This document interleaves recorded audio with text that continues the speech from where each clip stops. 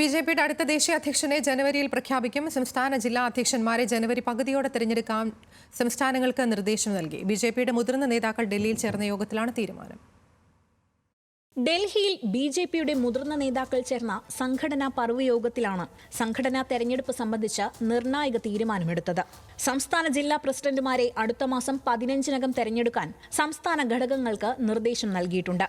എന്നാൽ ഈ വർഷം നിയമസഭാ തെരഞ്ഞെടുപ്പ് നടന്ന ഹരിയാന, കശ്മീർ, മഹാരാഷ്ട്ര, ജാർഖണ്ഡ് അടക്കമുള്ള സംസ്ഥാനങ്ങളിൽ പ്രസിഡന്റുമാരുടെ തെരഞ്ഞെടുപ്പ് വൈകുമെന്നും പാർട്ടി നേതൃത്വം അറിയിച്ചു. അതേസമയം സംഘടനാ തെരഞ്ഞെടുപ്പിനുള്ള നടപടികൾ പുരോഗമിക്കുന്നതിനാൽ കേരളത്തിന്റെ അധ്യക്ഷ ചുമതലയുള്ള കെ സുരേന്ദ്രൻ തമിഴ്നാട്ടിലെ അണ്ണാമലൈ അടക്കമുള്ളവരെ ചുമതലയിൽ നിന്ന് നീക്കിയേക്കും. എന്നാൽ ചില സംസ്ഥാന പ്രസിഡന്റുമാർ ഒരു ടേം കൂടി തുടർന്നേക്കുമെന്നും റിപ്പോർട്ടുകളുണ്ട്.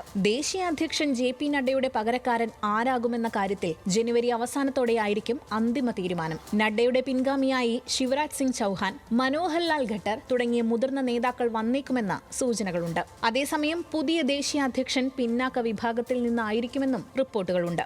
National desk, news Malayalam.